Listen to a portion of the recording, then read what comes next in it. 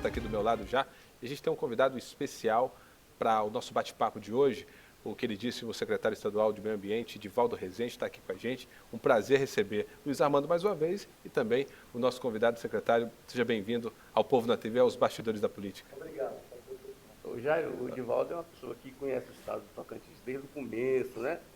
Desde iniciou essa questão do meio ambiente no início de 90, ainda lá na Gaia, né, Divaldo? A Gaia. E aí é uma pessoa que entende do assunto e depois se transformou numa autoridade, uma referência nacional e internacional nessa questão do sequestro de carbono, né? Tá, o Red Mais aí está trabalhando em cima disso.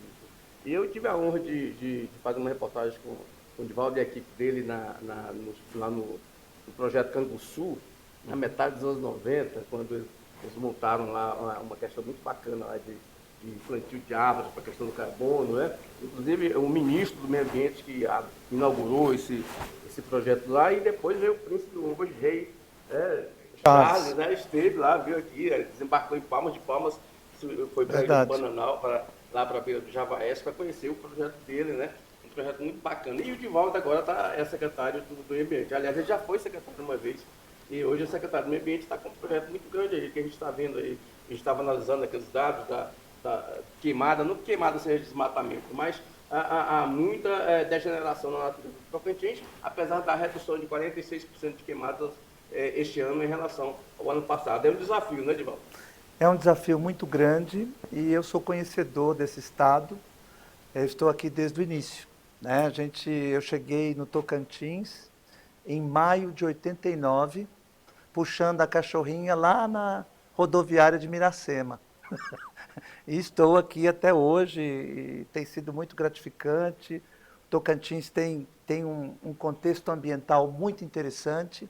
A gente tem ecótonos, são áreas de encontro de vários ecossistemas. Então a gente tem o ecótono da Ilha do Bananal, que é floresta e pantanal. A gente tem o ecótono do Cerrado com floresta, Cerrado com semiárido. Então o Tocantins ele tem uma capacidade em termos de biodiversidade altíssima. Ele tem um alto número de espécies, mas um baixo número de indivíduos, por esta competição que existe em termos dos biomas. Então, o Tocantins ele já é por si só fascinante. E aí insere as pessoas que vieram para cá, de Goiás, do Nordeste, do Maranhão, Nordeste e Maranhão mesmo, mas nesse contexto de que nós temos um povo miscigenado, com diferentes culturas, diferentes tipos de ação. Agora, a gente tem tecnologia na produção. Então, é um estado realmente muito desafiador e, como você sempre diz, é muito estratégico ter que lidar com essas coisas. A gente está passando por um clima e por uma temperatura horríveis, né? Ou seja, muito disso é atribuído à questão do descuidado com a natureza. A gente vê aqui, inclusive no Retório de Palmas, em Povo Nacional, aquela coisa toda, a gente vê que houve muito desmatamento para plantio de grãos, né? E o agro está crescendo esse ano, conforme o levantamento publicado no final de semana, 16% esse ano. E quando a gente vê essas queimadas, a gente começa a ficar preocupado. É possível compatibilizar esse crescimento do agro com a preservação sem desmatamento? É possível e necessário. Sem desmatamento ilegal é a nossa meta. Porque tudo que for ilegal não é possível de ser feito e não faz sentido nenhum. Agora, a gente segue o Código Florestal. Se você é um proprietário de terras e você ainda não produziu nos seus 60% da propriedade, você pode fazê-lo. Você tem direito para isso. Então, a gente não pode impedir. O que está acontecendo também, a gente está num estímulo muito grande, a gente precisa aproximar o ambiente e trabalhar de forma conjunta com o setor produtivo. Existem tecnologias, existem técnicas, existem produtos e, inclusive, equipamentos para fazer isso. Então, muita da produção hoje é em cima da palha da própria soja, da palha do milho. Isso você assegura uma série de benefícios e vantagens para a produção, para a regeneração. A gente está num momento macroeconômico difícil, Luiz Armando. O mundo, imagina, várias guerras acontecendo. Como é que você discute essa questão da redução dos combustíveis fósseis com guerra, com a necessidade de produção alimentar? Então, a gente realmente está vivendo um momento. E eu acho que o Tocantins tem a oportunidade de fazer diferente, de trabalhar estrategicamente. A gente precisa, porque todos os setores querem o desenvolvimento do Estado. Todos. Só a gente alinhar a melhor forma de fazer isso, como a gente pode conduzir isso com bom senso, com equilíbrio e com flexibilidade. Edivaldo, a gente presenciou as dificuldades do ex-secretário Marcelo Leles na questão do RED+, né? Então, ele está muito, trabalhando muito em cima disso e houve, inclusive, conflitos públicos aí com o setor agro, né? Com o setor da ProSoja, aquela coisa toda, porque os empresários, produtores, entendiam que, da forma como estava colocado o RED+, que é a questão do sequestro de carbono, se você lembra, eu não sei, o agro achava que o Estado poderia tentar capitalizar em cima de meio ambiente preservado acima dos 35% de lei, né? Isso deu um conflito. Você acha que isso pode ser solucionado ou isso é uma preocupação que não existiria? Olha, o nosso governador, Laurez Moreira, ele pediu que a gente dialogasse com o setor. Isso é um ponto importante. Primeiro, a gente está num processo, eu já estou menos de 30 dias na secretaria, já fiz várias reuniões com todos os setores. E não é só uma reunião, uma reunião, vai, volta, discute. Acho que o pessoal estava com essa sensação da necessidade de falar, de buscar um interlocutor, de conversar, de expor suas ideias. E é isso que nós estamos fazendo. O ponto principal é diálogo. Quando nós tivemos a primeira reunião com o agro, o governador Laurez Moreira, ele já anunciou 5 medidas estratégicas. A primeira é avançar com relação ao licenciamento do Naturatins. A gente tem parado lá, Luiz Armando, 4.665 processos de licenciamento. Edivaldo, mas o governo, no governo passado, ele criou o autolicenciamento. Mesmo assim, ainda tem essa situação. Ainda tem essa situação. 4.665 processos que vão desde a outorga de água até eliminar árvores no meio do campo de produção. Então, precisa passar a régua nisso. Eu acho que o presidente do Naturatins anunciou, juntamente com o governador, 120 dias para tentar zerar isso. Isso é um bom começo.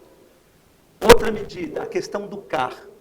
Nós ainda temos mais de 90 mil CARs para ser analisado, não faz sentido. A gente precisa passar a régua. Tecnológico aí que agilize isso. Estamos buscando isso, parceria com a Universidade Federal de Minas Gerais, e a gente está conversando entre os órgãos, a gente está num entrosamento muito grande com o secretário Halum, com o Cledson do Naturatins. Então, a gente está ampliando essa discussão, a gente tem que estar aberto para o diálogo. A terceira é a gente olhar o RED com outros olhos. Pode ser melhorado, pode ser ajustado, né? Então, estar disposto para conversar é muito importante, Luiz Armando. Agora, Edivaldo, falou-se em milhões de reais aí, né, o governo já estaria recebendo esse dinheiro aí, é muito dinheiro, né? E aí realmente isso chamou muita atenção das pessoas, né? O que de fato existe? Tem dinheiro mesmo? Como é que é isso? Bem, o que existe foi um dinheiro antecipado para o pré-investimento. Você acompanhou, foram feitas várias reuniões com comunidades, com indígenas, com produtores rurais, com o pessoal do governo. Foram mais de 60 encontros, que é aquela consulta livre, prévia e informada. E, além disso, teve todos os estudos. Tem que se preparar esse estudo, formata-se o estudo, manda para os Estados Unidos, que o padrão fica lá. Então, para isso, foram gastos até agora 20 milhões de reais, que foi o pré-investimento. Esse pré-investimento... Esse dinheiro foi do governo ou da empresa? Não, esse dinheiro veio da empresa, da Mercúria. Esse pré-investimento, o Estado vai ter que devolver na segunda emissão dos créditos. Então, na segunda emissão dos créditos, a gente vai passar de volta essa antecipação. E se a gente consegue agora a validação e a emissão dos créditos, nos próximos 3, 4 meses, eles vão antecipar um dinheiro para o Estado, que vai de 63 milhões a 120 milhões de reais. Isso chega esse ano ou ano que vem? Se Deus quiser, o ano que vem. Mas esse ano a gente está finalizando para que isso aconteça. Então, esse é relacionado aos créditos que vão de 2020 a 2024. O Estado tem um conjunto de créditos que vão de 2005 a 2020, da ordem de quase 200 milhões de toneladas. Tem um passivão aí. Tem um passivo que é o chamado CONARED, que é os créditos do CONARED. Esse crédito, o Estado já recebeu autorização para vendê-los ou negociá-los desde 2021. Isso é que mantém dinheiro? Não, isso não mantém porque isso ainda não foi transformado em dinheiro. Se a gente organizar isso, tentar negociar esses créditos, os créditos da Mercúria, a gente pode ter um volume significativo. E o Estado também avançou muito na governança. Todo esse dinheiro não vai para o caixa do Estado, ele vai para o Fundo Clima, onde todos aqueles participantes têm assento. O Estado, ele gerencia, na proposta que existe hoje, 50% dos recursos, são aqueles projetos ligados à infraestrutura, a escolas, policiamento, todo esse tipo de coisa. Tem também 25% para a comunidade e 25% para os proprietários rurais, privados, grandes. E, nesse contexto todo, todas aquelas organizações vão ser beneficiadas do ponto de vista institucional. A gente não tem instituições hoje preparadas para um avanço, para um salto. A gente tem que investir em qualidade do profissional, a gente tem que ter tecnologia, tem que ter software, como você sugeriu, tem que ter recursos para poder atender a comunidade, para atender o consumidor, isso é importante. Se você pudesse sinalizar numa frase aí a questão do sequestro de carbono, é uma ficção ou é realidade? É uma ficção científica que está transformando em realidade. E uma coisa, quando a gente fala de sequestro, o exemplo mais simples é a árvore. Você planta uma árvore, ela faz fotossíntese, ela cresce, e o carbono fica absorvido nos caules, nos troncos, nas folhas, porque 50% da biomassa é carbono. Agora a pessoa fala muito assim, por exemplo, que a pessoa que investir que comprar esse carbono sequestrado aqui no Estado, ele vai adquirir o direito de derrubar a árvore lá do outro lado. Não é bem assim, já está numa dimensão diferente. É claro que muitas das discussões feitas internacionalmente, elas colocam que o primeiro mundo já destruiu todas as florestas. Nós ainda não tivemos essa capacidade, e ao destruir as florestas, eles conseguiram níveis de desenvolvimento que nós não temos. Mais dinheiro. Exatamente. Então, agora, para a gente também chegar nesse mesmo nível, a gente tem que ser beneficiado de alguma forma. É uma espécie de indenização, inclusive. É uma espécie de indenização, e você considera os países... a gente começou a nossa Revolução Industrial muito depois que a Europa. Então, eles começaram já a poluir naquele momento.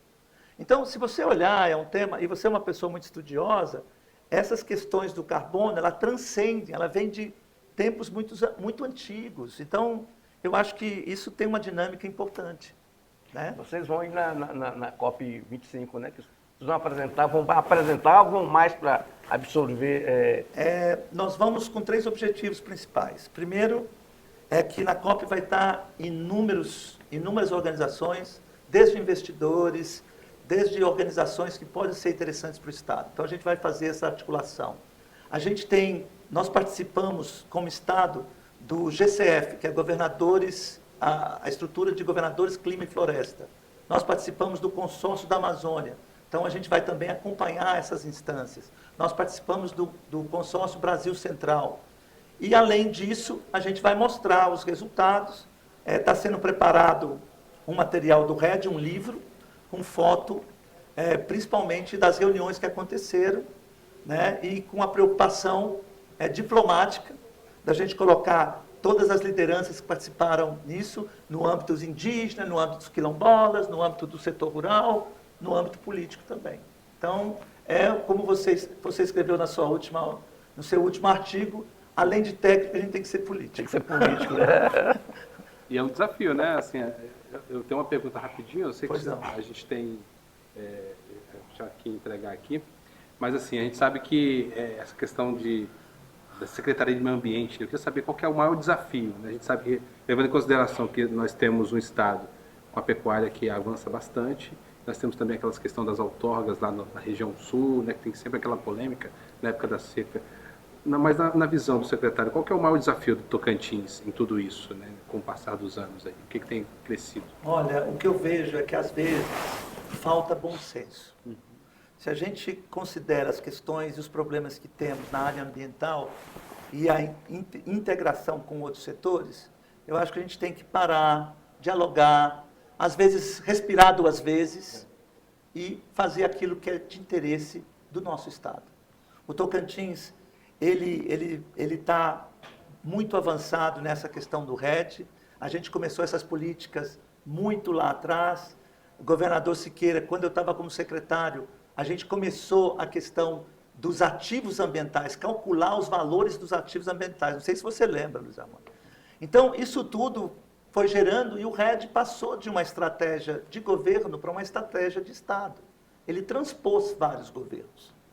E isso é uma coisa interessante, é um recurso que pode ser arrecadado, que não é recurso a financiamento, não é financiamento, é uma coisa que vai ser investida para benefício de estratégia de desenvolvimento, e cada vez mais a gente está engajando a planejamento, que é importante estar coordenando essas ações, a Secretaria da Fazenda e todas as outras instituições do próprio governo. O secretário ainda tem um problema hídrico ainda, né? Porque o Estado, com essas grandes bacias hidrográficas, ainda tem lugar que falta água, que as pessoas passam sede. Aquelas cacimbinhas, Tem muito aquelas barraginhas, a ideia também é fazer barraginhas. Aquelas caixas d'água também naquela época. A gente precisa, é muito importante vocês aí como pessoas de conhecimento público e que trabalham com toda a comunidade,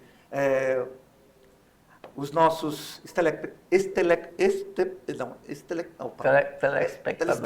telespectadores, desculpe, porque é muito importante. A nossa bacia hidrográfica é a maior do Brasil. A Amazônia, ela pega outros países. A maior do Brasil é Araguaia-Tocantins. E a gente, às vezes, não dá muito esse respeito. Mas a gente hoje já temos vários comitês de bacias, já estamos iniciando a questão do pagamento pelo uso da água no contexto do Rio Formoso.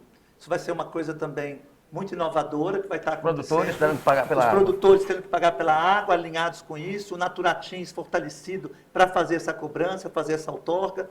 Então, eu acho que tudo passa de uma visão estratégica, que é dada pelo governo, pelo governador, pelas ações dos órgãos específicos do setor, Naturatins, Secretaria, Agricultura, Ruraltins, entre outros, e a gente tem que ter a humildade de trabalhar junto. Se a gente não souber a resposta, vamos pesquisar e depois a gente volta. Né? Eu acho que é por aí, gente.